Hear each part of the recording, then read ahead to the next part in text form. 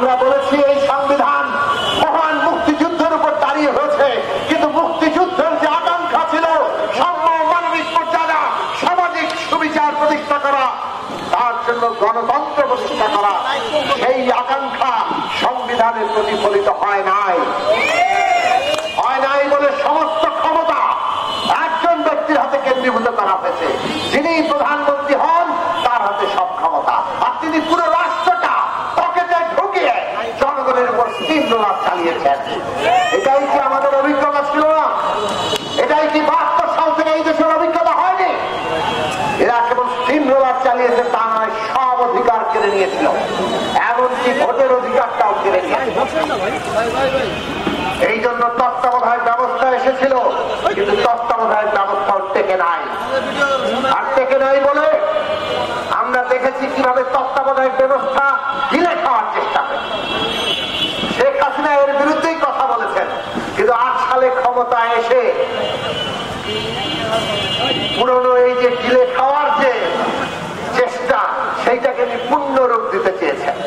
11 সালে ত্রয়োদশ সংশোধনী বাতিল, তত্ত্বাবধায়ক ব্যবস্থা বাতিল, সেইটাকেই প্রকাশ করে তুলল।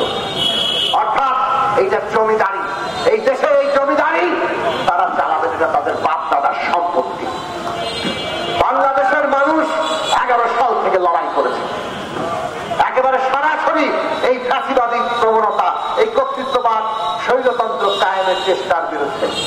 আমরা আমাদের দিক থেকে পরিষ্কার বলেছি শাসককে বিদায় করতে হবে। এই বিদায় আমরা আগেও করেছি, কিন্তু আগে যেটা পারিনি শাসকের সাথে সাথে শাসন ব্যবস্থা তার বদল করা, ফ্যাসিবাদীর সাথে সাথে ফ্যাসিবাদী ব্যবস্থা তাকে বিদায় করা, এইবার সেইটা হবে আমাদের সংগ্রাম। আমরা 11 সাল থেকে বলেছি বাংলাদেশে সংবিধানের গণতান্ত্রিকীকরণ, অর্থাৎ একটা গণতান্ত্রিক সংবিধান প্রতিষ্ঠা না করে এই ফ্যাসিবাদী শাসন থেকে, এই স্বৈরাচার থেকে, এই কর্তৃত্ববাদ থেকে আমরা মুক্তি পাবো না।